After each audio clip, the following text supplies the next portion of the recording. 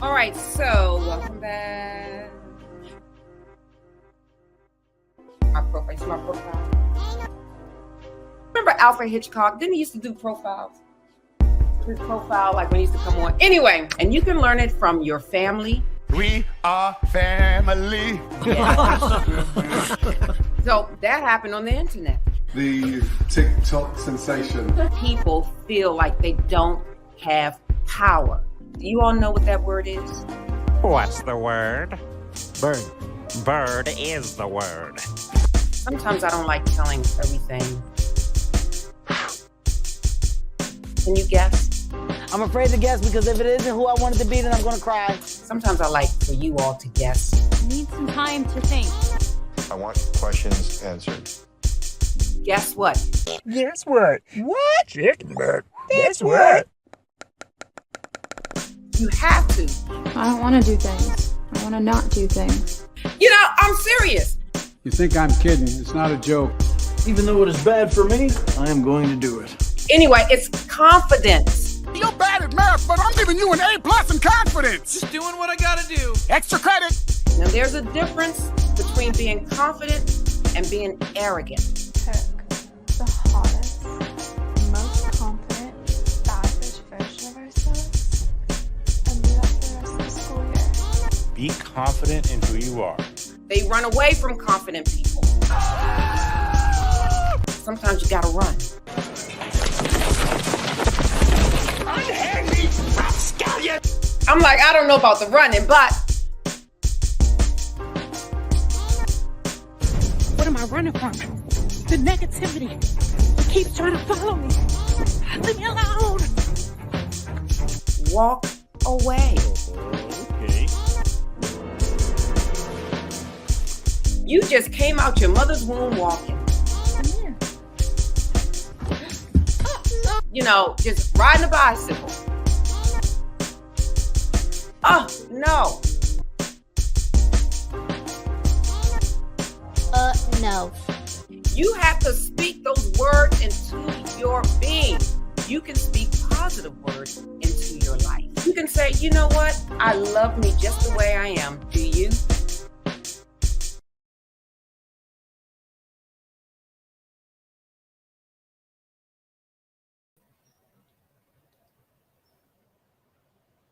All right. Welcome to season 2 of Urban Tools for Change with me, Dr. Lisa Lacan. Listen, my urbanites, I missed you. I haven't been here for 3 weeks. Oh my gosh, so much has happened. Oh my goodness. Let me tell you, when we come back, I'm going to talk about my health journey, everything that I went through during these summer months.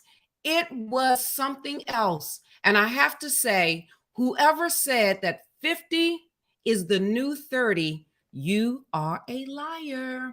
So we'll be right back with more. Stay tuned and stay with us. We'll be right back.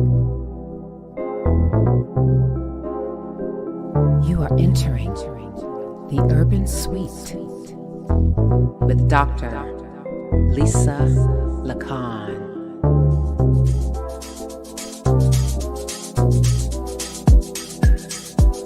Let's talk about urban issues plaguing our community. That's good to hear. That's good to hear. Let's talk about mental health. Listen. When your body speaks to you, you have to listen to what it is saying. You have to listen to what it's saying. And when you hear and when you see something is not right with your body, it is time for you to go to the doctor. Now, when I turned 50, I was not able to get my colonoscopy. That happened as a result because of COVID. So I waited a year. So I had my colonoscopy last year. which was fine. Thank you, Lord. The doctor said I had a colon of a 31-year-old. Hallelujah. So I've had a mammogram. That's fine. I had that. But there were some other issues happening inside my body that I didn't realize what was happening. I knew something wasn't quite right because I felt some lumps. I knew something wasn't right. So I went to the doctor. I did my annual thing of going to see my OBGYN, my primary care physician. And let me tell you, my sister doctors, they put me in check. My sister doctors, Dr. Obu, that's my OBGYN. Dr. Cimarron, that's my primary care physician. They put me in check, you guys. And I'm telling you, if I did not go to the doctor, I guarantee you I would not be right here speaking with you tonight in the Urban Suite. We're going to get into it when we come back after these messages. We'll be right back.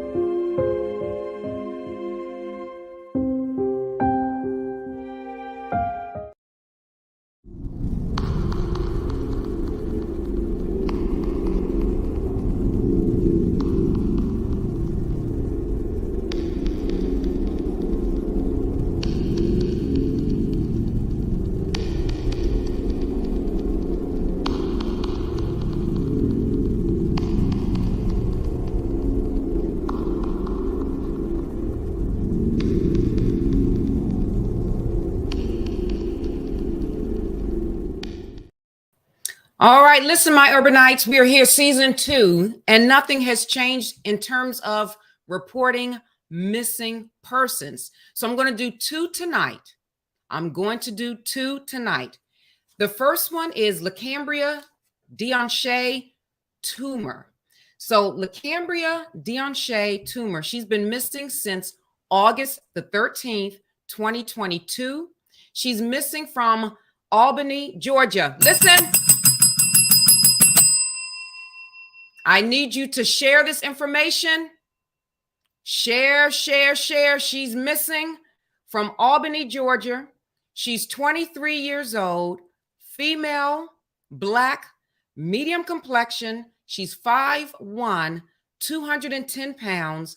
Her hair color is black. Her hair length is short. Her eye color is black. Location last seen. Lacambria has been missing since August 13, 2022. According to Lacambria's family, her phone was last pinged in Dawson, Georgia on 11th Avenue near some abandoned houses. And her Cash App card was used on August 15th, 2022 at a gas station in Cecere, Georgia. And the circumstances surrounding her disappearance is unknown. So listen, anyone with information, please contact the Albany Police Department at area code 229-347-6658 or BAMFI at 877-97-BAMFI, and that is the Black and Missing Foundation Incorporated. 877-97-BAMFI. Let's bring Lacambria home. All right, who do we have next? We have Kania Hunt. Kania Hunt has been missing since September the 7th, 2022 from New Orleans, Louisiana. Listen, you people having fun on Bourbon Street? You people being inebriated on Bourbon Street? Listen, I need you to snap to your senses for at least 10 seconds and share this information. She's been missing since September the 7th, 2022. She's only 16 years old. 16 years old, missing from New Orleans, Louisiana. Female, black, medium complexion. Her height, don't know. It says 00. I'm sure she's taller than 00. Pounds, it says 0 pounds. I'm not certain. She looks a little on the heavy side. Her hair color is black. Her hair length is long, and her eye color is brown. Kania has been missing since being picked up. Listen to this.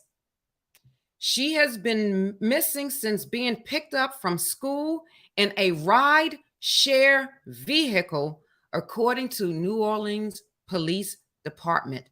And the circumstances surrounding her disappearance is unknown at this time. So listen, anyone with information, please contact the New Orleans Police Department, 4th District, at area code 504-658-6040.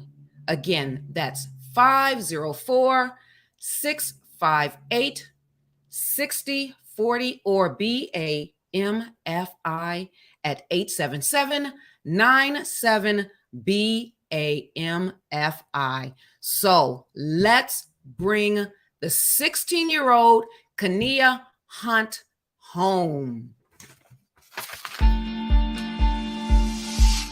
Urban Tools for Change Network is sponsored by Bless Ministries Incorporated, BMI,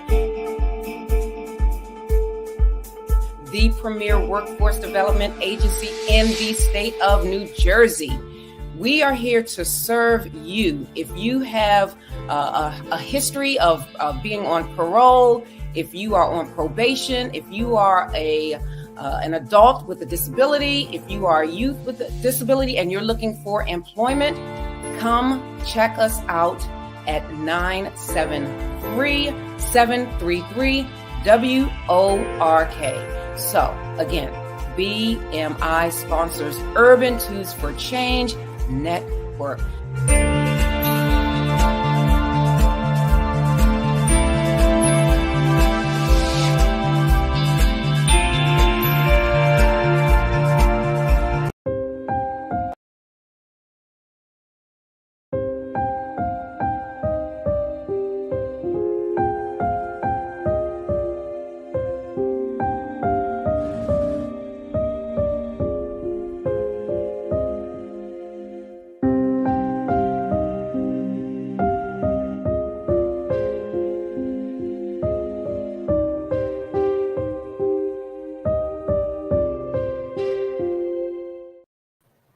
All right. So anyone who knows me know that I'm very private. I'm a very private person.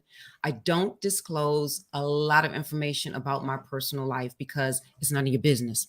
So for the most part, because I am talking about me personally, I'm out of my comfort zone. I am out of my comfort zone, but I have to share this information because I know that someone is going to hear it, and then hopefully they will seek medical attention, get the help that you need. All right. So the first thing that happened to me this summer, the very beginning of the summer, is I got Corona. I got the Rona, you guys. I got the Rona. Yes, I did. I got the virus. Let me tell you, I have to say it wasn't as bad as I thought. I actually called it my covation, my COVID vacation, because I felt tired, but it was, I have to say, the needed break that came on time. The house was quiet. No one came over. My son's friends didn't come over. It was like my house had the Scarlet C on it. Miss Lisa got the Rona. Miss Lisa got the Rona. Don't come near the house. Oh, my kids, my husband, they left food outside the door. I had to stay in my daughter's room, secluded. I just watched TV. I binge watched TV, you guys. Yes, I did. I sure enough did. I binge watched TV. I read a little. I prayed a little.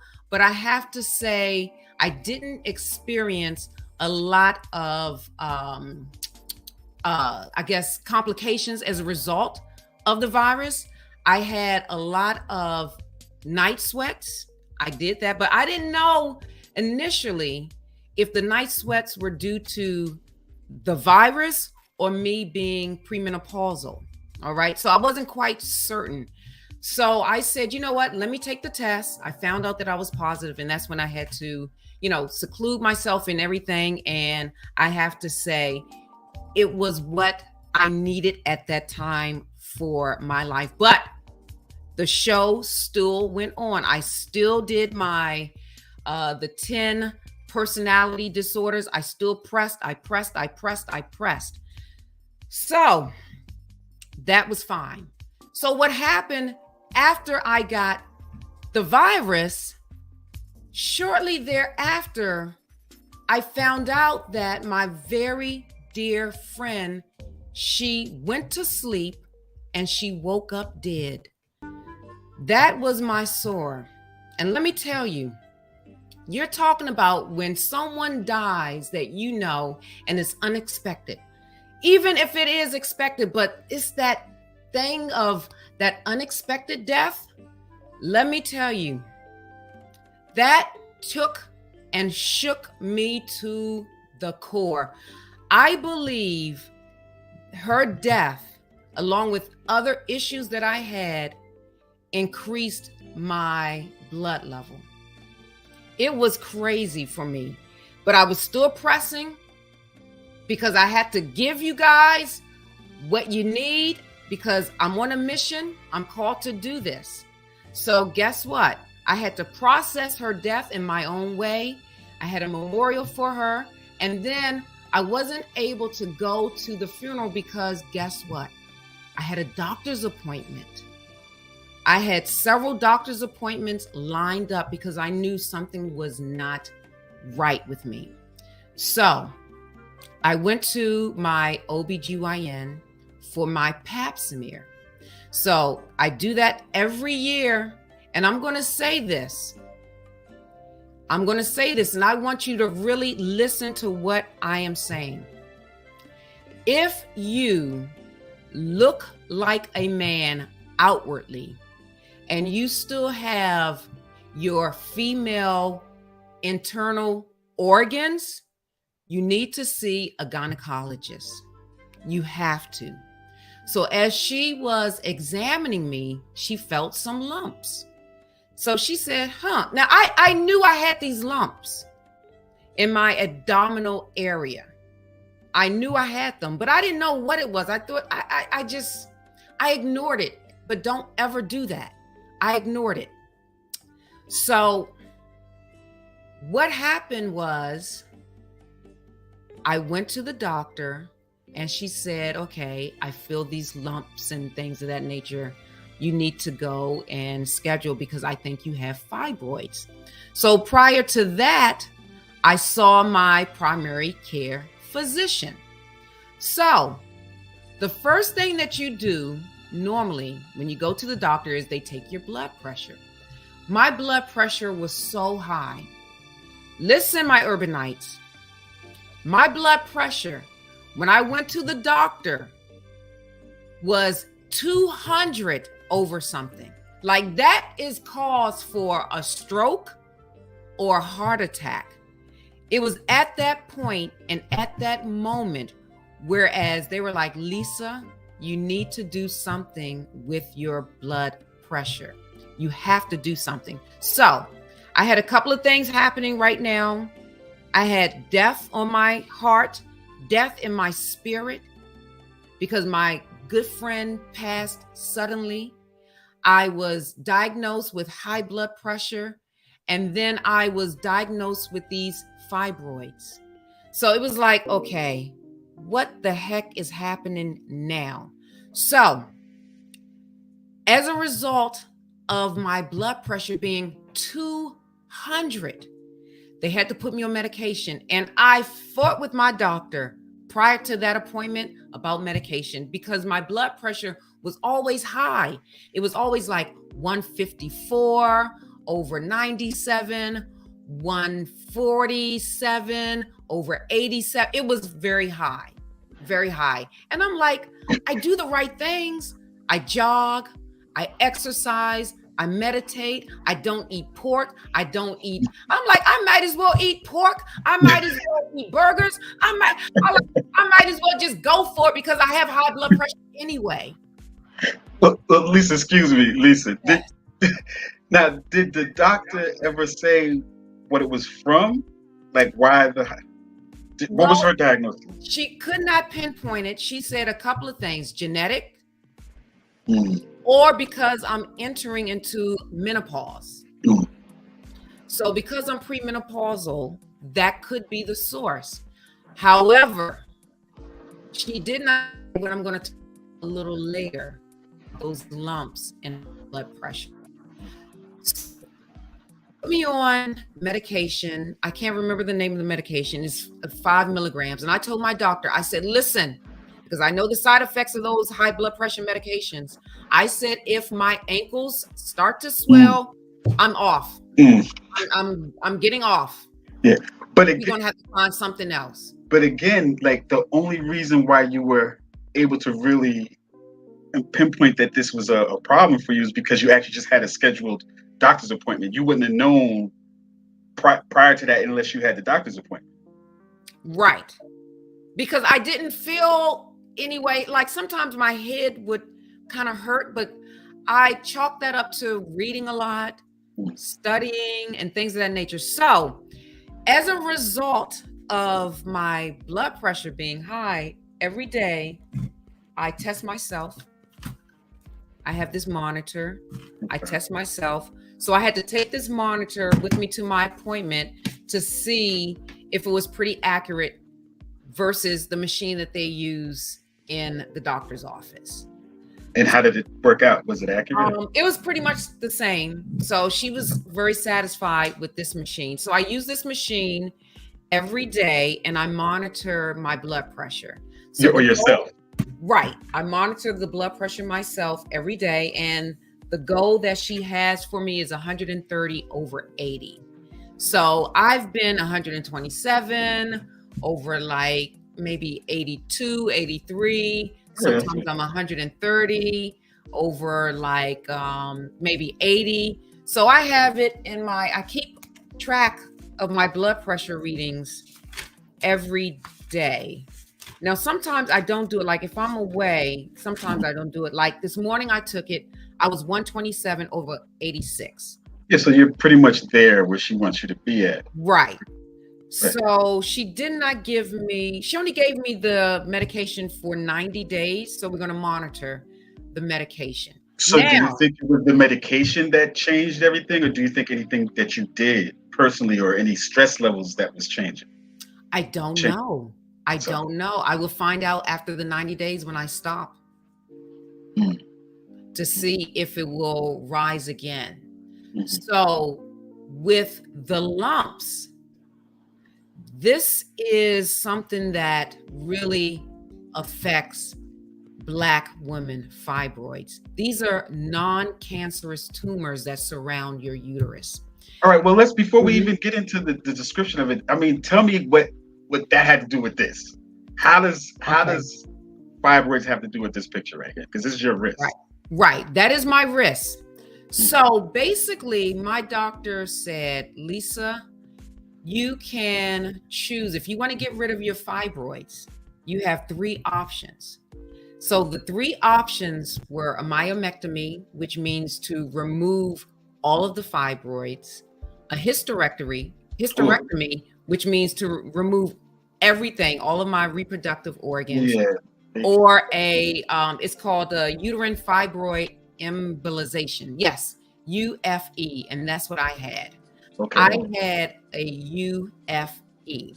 So basically what you saw, that little dot right there, was they inserted the catheter. Right there to the dot. Right. They inserted the catheter and it's filled with dye because there's an artery filled with blood that your fibroid is getting the blood supply from. So my fibroid was also growing from the blood supply, as well as I have or had an enlarged uterus. So I had that going on as well. I had the fibroids as well as the enlarged uterus. Now, some women, they can live fine with fibroids. But as my doctor explained to me, because my frame is so small, there's nothing to kind of cushion the fibroids. So it was becoming a little uncomfortable in terms of having pelvic pain and things of that nature. So I had this procedure, this medical procedure, uterine fibroid embolization. And let me tell you, that was Dr. DeMarco. So I consult with Dr. DeMarco about this procedure because I opted for this one instead of the hysterectomy or the myomectomy. So he said, okay, Lisa, after you do this, your fibroids are going to become angry. So I said, okay, I can deal with that because I believe I have a pretty high threshold for pain. I went through 4 labors, I have 4 children, and then I had an ectopic pregnancy, which was, I have to say, the most painful thing I have ever experienced in my life. Painful. And with the ectopic pregnancy, what happened was the egg and the sperm connected in my fallopian tube, and it was starting to grow in the fallopian tube. And my fallopian tube was about to burst. That's another story. So, well, could you talk a little bit about like the hysterectomy, because I've heard of that a lot, especially with my family and stuff. But like they recommend that, it seems like a lot to Black women to just get the hysterectomy. They do. Treatment that you got. Right. So basically, hysterectomies, especially with the Black population, oh my gosh, they recommend 18 to 44. 18 to 44. That's now, young. put up the statistic about fibroids in African American women. If you can find that statistic, listen to this. Nearly a quarter of Black women between 18 and 30 have fibroids, compared to about 6% of white women. You listen, isn't that something? What is that from? Though? Yeah. And this is according to the University of Michigan. By age 35, that number increases to 60%.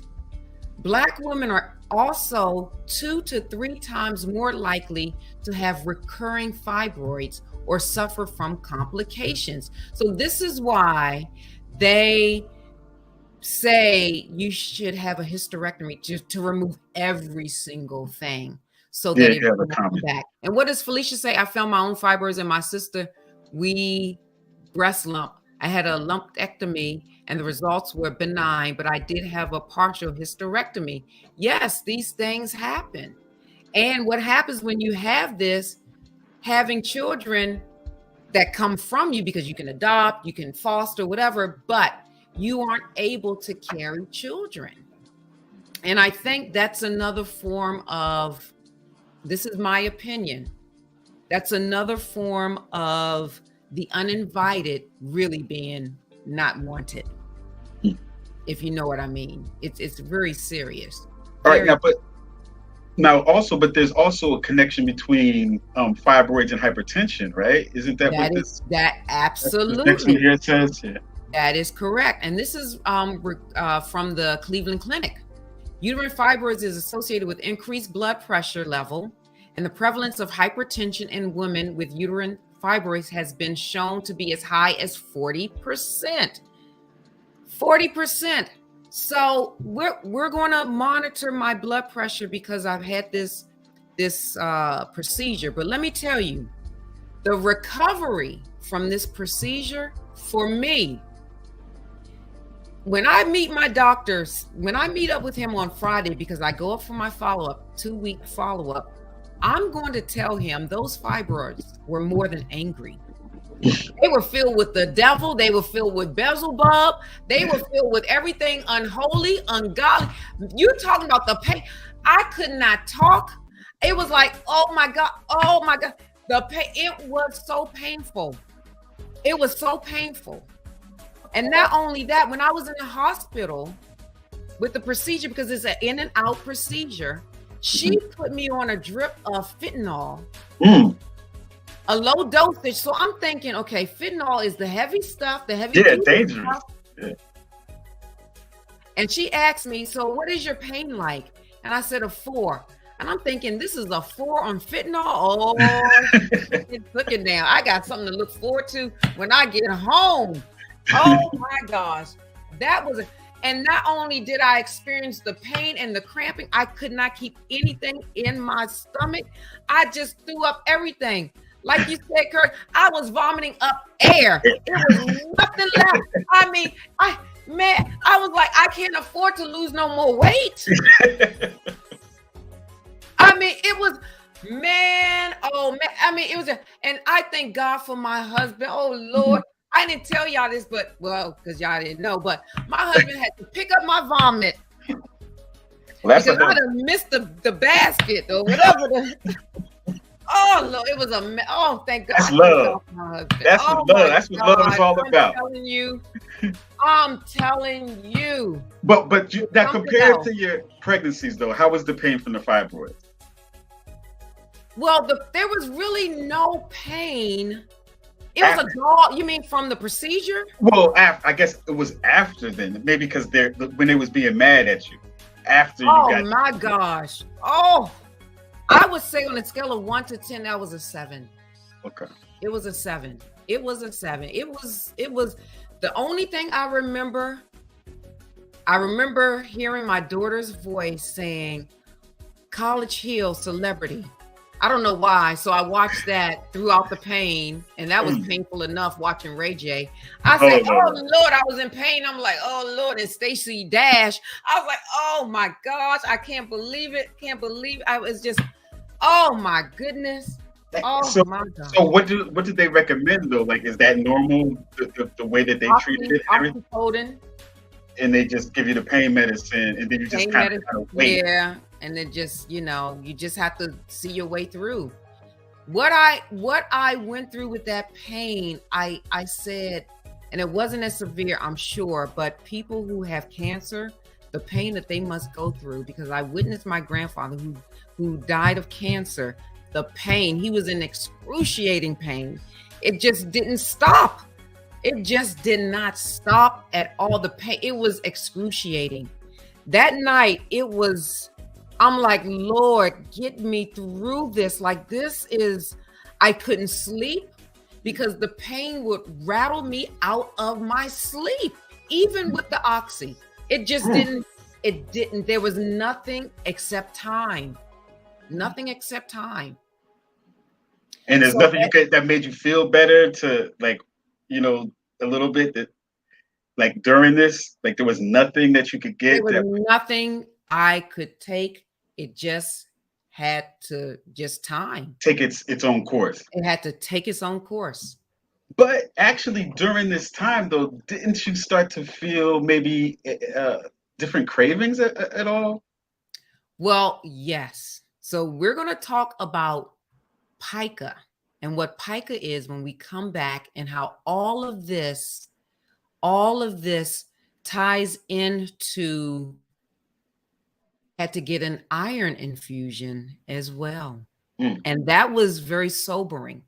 And I tell you why when we get back with us. Man, oh man, borderline personality disorder is something else. What you get when you mess with a crazy ass? Did you see that video? This is what you get when you mess with a crazy ass. Did you see that video? I'm not a crazy ass. This is a woman who is undone.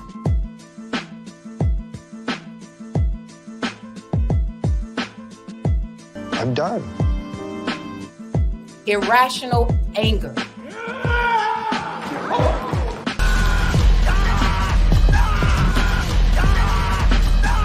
What is that 4-letter word that starts with the letter F? Fear. Fear. Fear. 100% fear. Yes. Fear of abandonment. I still haven't gotten a call back. They get awfully upset. They key your car. They throw a brick through your window. They may stalk you.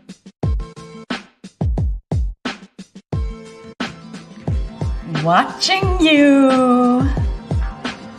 Man, this is something else. To trash someone's apartment like that, to put feces on his toothbrush. Just your breath is not pretty. That's not good. Not a good sign. You talking to me or you talking to him? You may have borderline personality disorder. I know what it's called. Oh, your Xbox is gone, babes. Oh, I'm done.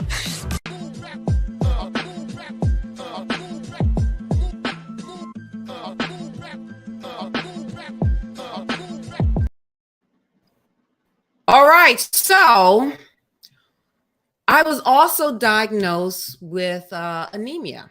So bring up the 2 quotes that someone noticed about me. Okay. Ellie Crawford said, Dr. Lisa, you look so weak. Are you okay? And then Jeanette Goodman said, a bit worried to see Dr. Lisa's health. Yes, no, I was very weak. I had no iron. And why did I have no iron? Because of the fibroids. What happened as a result of the fibroids, every month when I came on my period, I would lose so much blood. However, I thought that my flow was kind of natural. I didn't really think it would be excessive for me. Now I have to show Curtis, I'm going to show this sanitary napkin. Oh, Lord. Sanitary napkin that I use.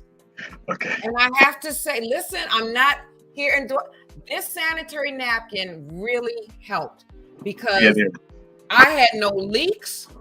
I was bleeding, and I'm telling you, because of that fibroid. That fibroid really did something to my body because remember, it's all connected.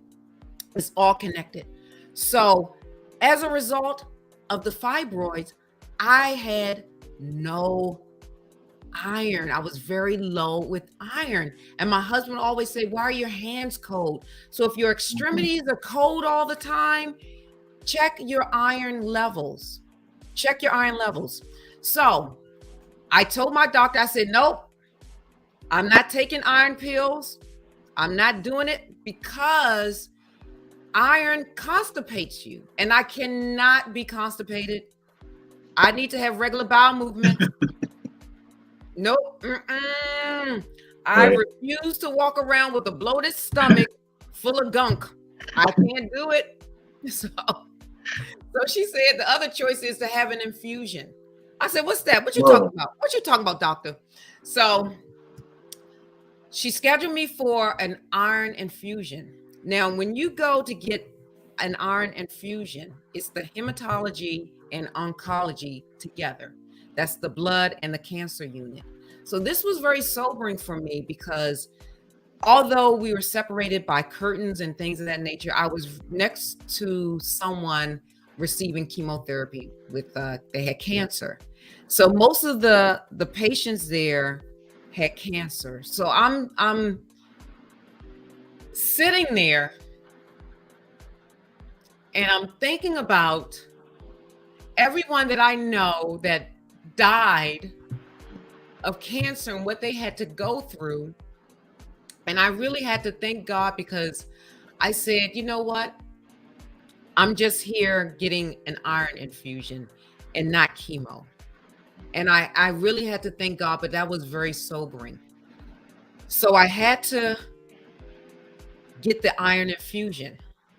So in one of my appointments with my doctor, I said, "Doctor, I have a confession to make." She said, "What's that, Lisa?" I said, "I'm addicted to a certain substance." So let's show the video of what pica is. And then after that, I'll show you what my low iron caused me to be addicted to, that I had to ingest in my mouth. All right, now, just to be clear, should we show the one that we need a warning for, or should we show the boring? No, show the one from London. Okay. So could you just warn people that, they may find some of the images disturbing, and some of the topics sensitive that we're talking about tonight? Well, you just said it. I don't have to say, you just said it, Curtis. Okay. All right. Well, y'all hold on to y'all seats for this one, because I found this very disturbing personally. But y'all make your own decision, and we'll discuss it after. So this is what pica is. So take a look. And this is what I was diagnosed with, pica, as well as the other stuff. My name's Patrice. I live in London and I'm addicted to eating bricks. When I eat brick, it's like a drug to a drug addict. You feel good for a while until you need it again.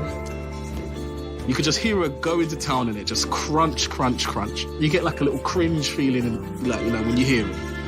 But obviously to Patrice, it's heaven. I started eating brick in my late teens. I got the idea to do it from my grandma, who told me that my auntie and uncle, when they were kids, they used to dig the wall and taste it. One day I ended up trying it myself and I couldn't really stop.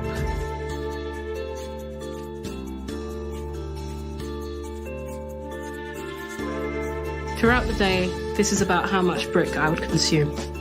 I eat brick from my bedroom, my grandmother's bedroom, and bathroom. This is a poster that I'd use to cover up the evidence. I use different tools, screwdrivers, scissors, whatever I can to get the brick out the wall so I can eat it.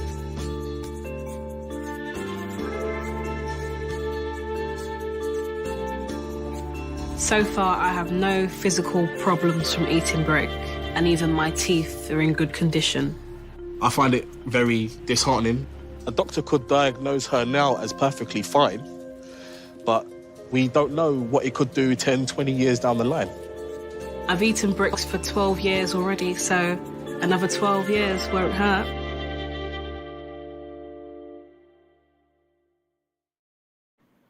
All right, now listen. My urbanites, Dr. Lisa was not eating bricks. It wasn't bricks. Okay. It was not bricks. But pica is when you ingest and digest non-nutritional items. They have no nutritional value whatsoever. They don't. And people with pica, they eat non-food items regularly. And I was eating a non-food item. So, as a result of my low iron, it is attributed to the low iron because I didn't have my nutrients in my body. So I was eating, well, wasn't really eating, but I had to have it every time I saw it. Baking soda. Just raw baking soda? Raw bake. I would do like this. Don't do that. I'm not doing. I would do like this, and then well. Now the good thing about the baking soda, as opposed to dirt, it would whiten my teeth. Okay. And I would goggle with it because it tasted so good. Like, oh my gosh. Baking soda. It was the salt and the texture. Yeah. So I told my doctor, she said, "Oh yeah, you have pica." And I know what pica is, but I didn't really relate my low iron to pica. Like I just it didn't dawn on me. I'm like, oh my gosh. So show the other clip, which I think is rather boring. Oh, but it's very informative. Right. It's very informative, but show the other clip because it talks about the medical aspects of what this condition is. Chrissy Kurtz doesn't think much about it now, but when she was pregnant, gardening was a challenge. Chrissy was in the process of building her house at the time and was surrounded by dirt and overcome by an urge to eat it. There were a couple times that I actually did, just because it just was overwhelming. You know, the craving, that gritty taste. So yeah, it was crazy. But it turns out it's not as odd as you might think. It's a condition called pica that was first described in 500 AD. And though the cravings may be unusual, the condition isn't. Some women feel ashamed to talk to you about it, and so we don't really know, but people say anywhere between 8 and 80% of pregnancies can be associated with this condition. Dr. Melissa Goist is an OBGYN at the Ohio State University Wexner Medical Center. She says cases include women craving everything from dirt to ashes, rubber bands, paper, and even powdered laundry detergent. Most of the time, it's simply caused by low levels of zinc or iron and is easily treated. We can draw some labs, and then most women I will put on an iron supplement, and a lot of them actually tend to start to feel better or have less of those kind of cravings, weird cravings. Chrissy was able to satisfy her cravings for a gritty texture by eating antacids instead of dirt. She says as soon as her son was born, the cravings were gone, and reminds all women to keep that in mind and be honest with their doctors throughout their pregnancy. Educate yourself and, you know, realize that it's not that big of a deal. And it is a craving that will pass. At Ohio State's Wexner Medical Center, this is Clark Powell reporting. Listen, I thank God he gave me baking soda and not dirt, because y'all been seeing Dr. Lisa outside digging up some dirt. They're like, is that Dr. Lisa eating dirt? What? I had to have it. I had to have the baking soda. Okay. But and when I went to my doctor, it was like I had to tell her. That's why I'm telling you, my urbanites, you're in the driver's seat. You are in the driver's seat of your health care, because my doctor would have never known about my pica had I not told her. If I didn't tell her, you know. So I had the iron infusion. They said it takes like maybe a couple of weeks for it to go all through your system. But I have to say that report is on point, because I don't crave baking soda anymore. I still brush my teeth with it because I like my teeth to be white. But I don't crave it. I said, thank God it wasn't dirt, because my teeth would be all black. Can you imagine a mouthful of mud? Lord. But like they were saying though, when we were going over this segment, we learned a lot of things, and sometimes it starts in youth, but then a lot of pregnant women get it. So does that mean that maybe like men don't ever really get this? Don't get pica? Just only maybe women get it, or kids get it? Well, if you have perhaps low in minerals, iron, zinc, you possibly can. But I know for me, I didn't experience any of that when I was pregnant. I had cravings, but my cravings were for food, like French toast. Yeah. Man, that French toast, oh my God, French toast and Skittles.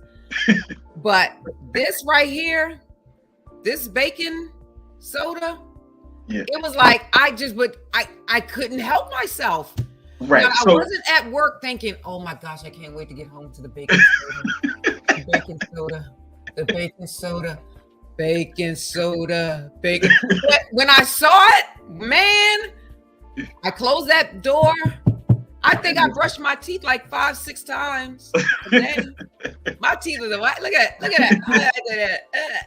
Oh, but again, like pica is usually referred to with non-food items. What are some of the other food items?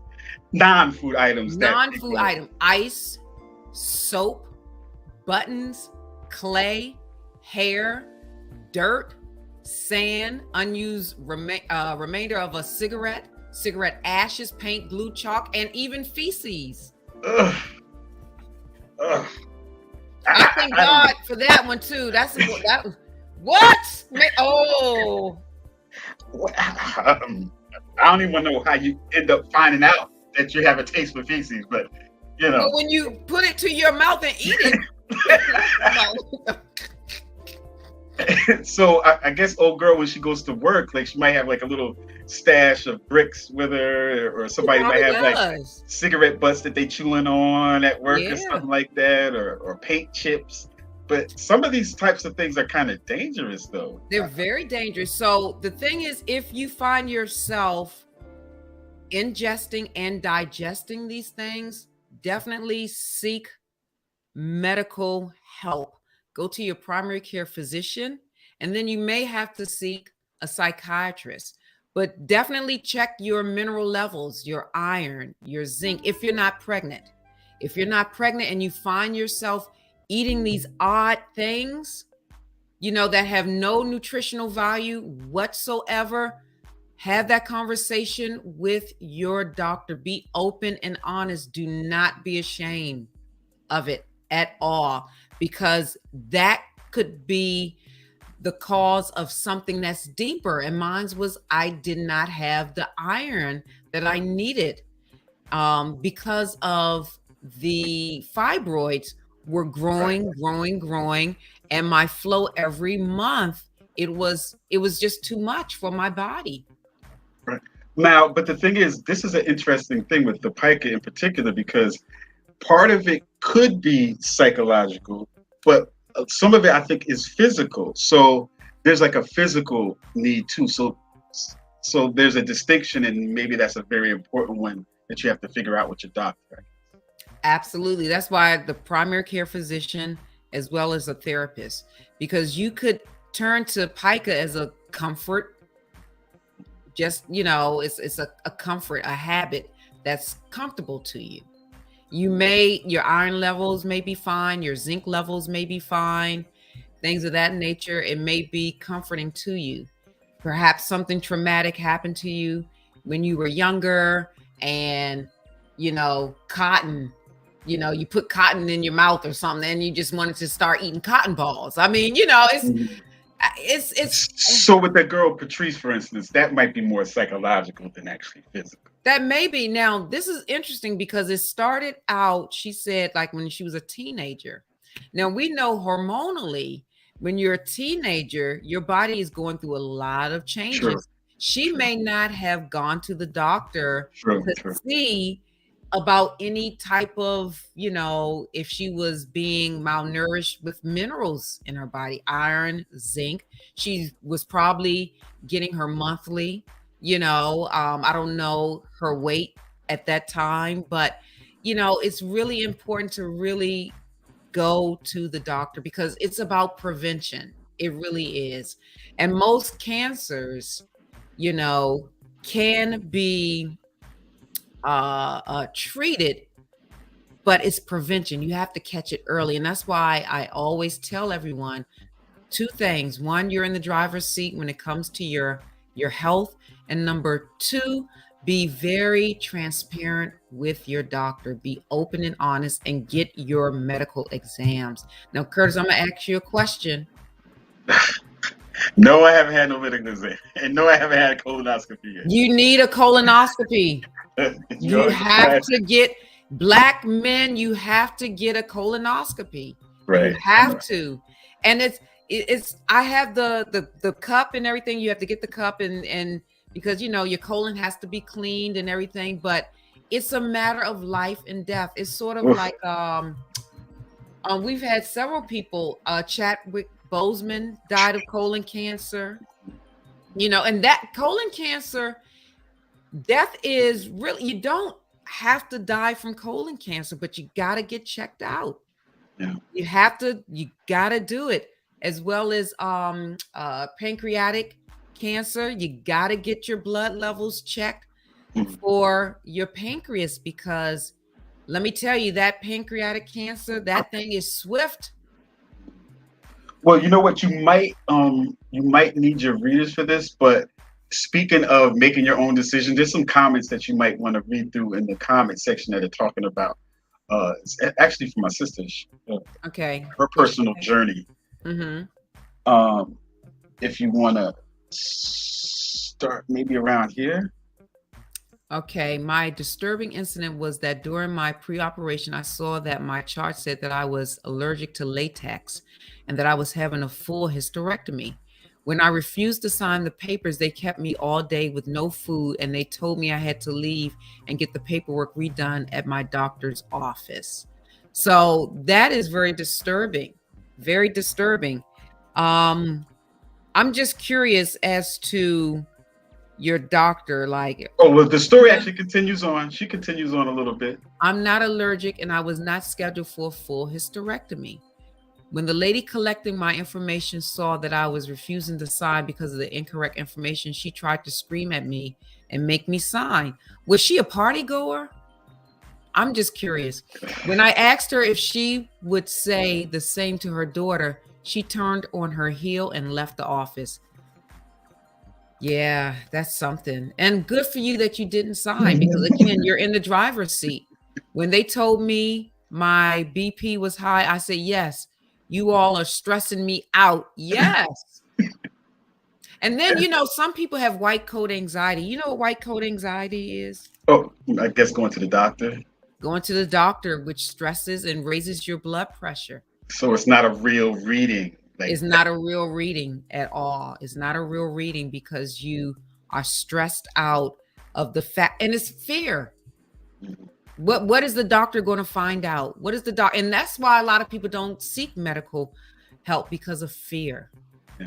But I think some of those treatments for pica might have come from a good place, like those old wives' tales type treatments, like, oh, if your blood low, eat clay.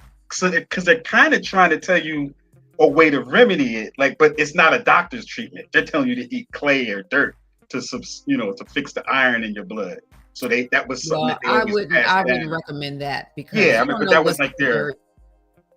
Especially now, you don't know what's in the dirt. I'm not eating no dirt from Newark. Right, but back in the day, they probably figured that was a way to get the iron back in their blood, and people just kept doing it. But it's not the best way to do it anymore. Right? The iron infusion, not at all.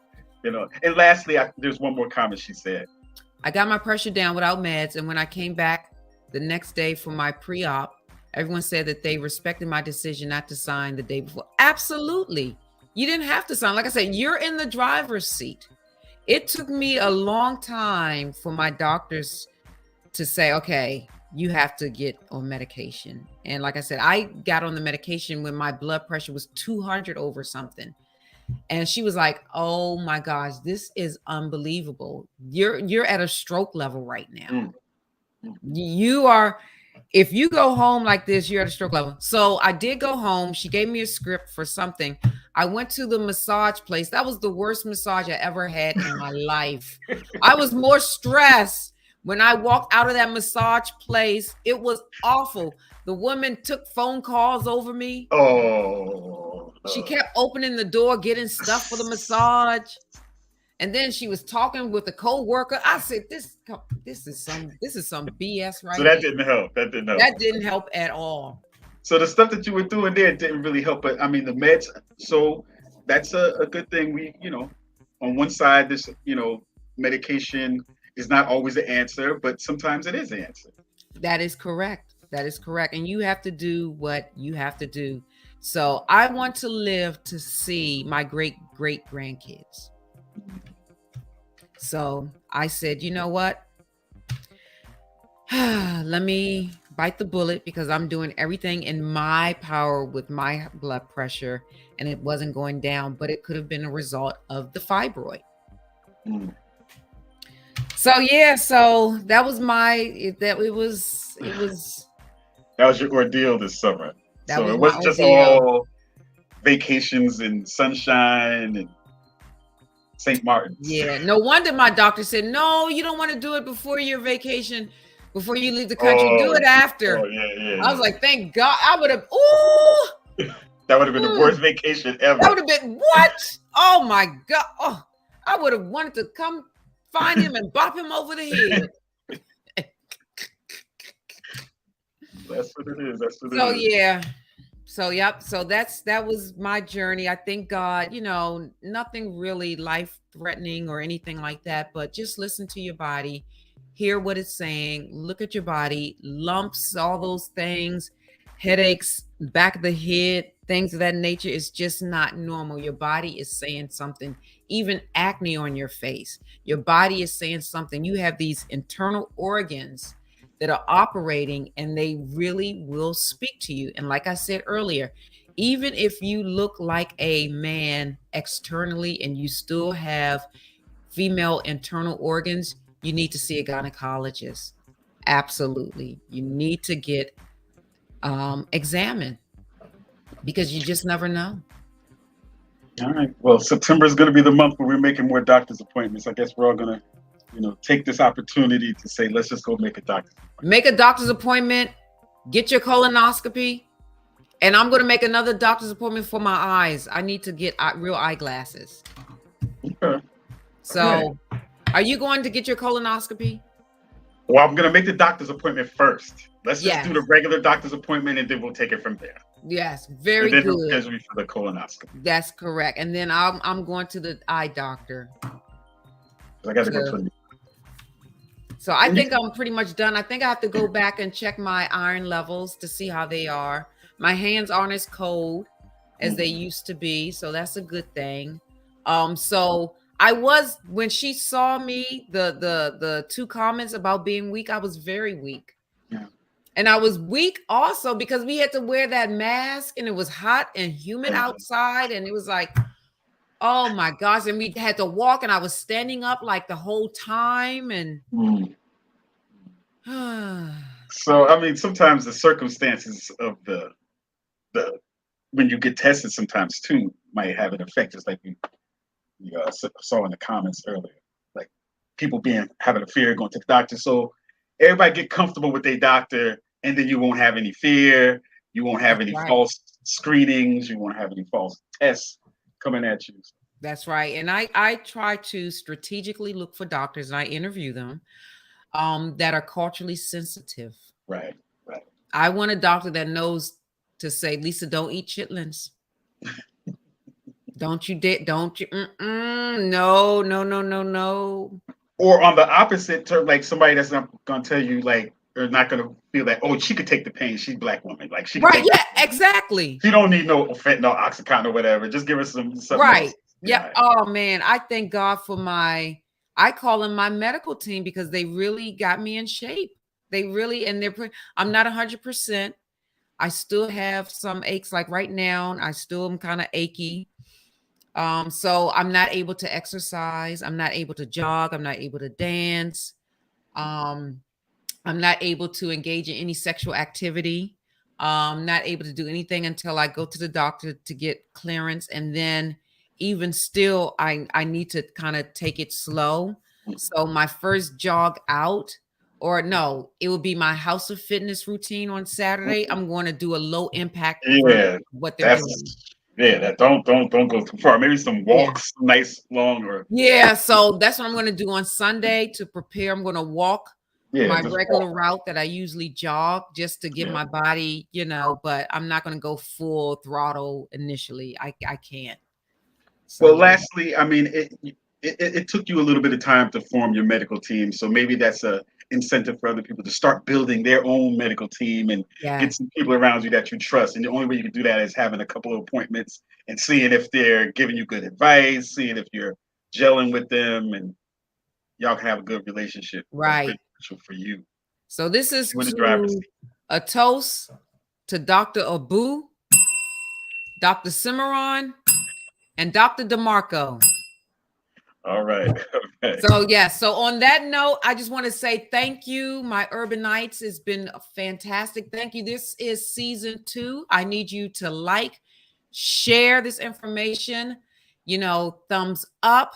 Please definitely see a doctor.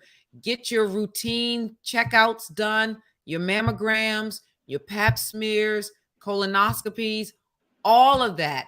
Namaste. Yes, namaste, Felicia. Thank you so very much. Big shout out to Felicia And man, I'm so sorry that happened to you. That's very disheartening.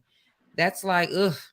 But anyway, I want to thank you all for coming into the Urban Suite, where you laugh, learn, cry, and grow. Next week, we'll be right back talking about the 6 types of delusions. You don't want to miss that. 6 types of delusions, y'all.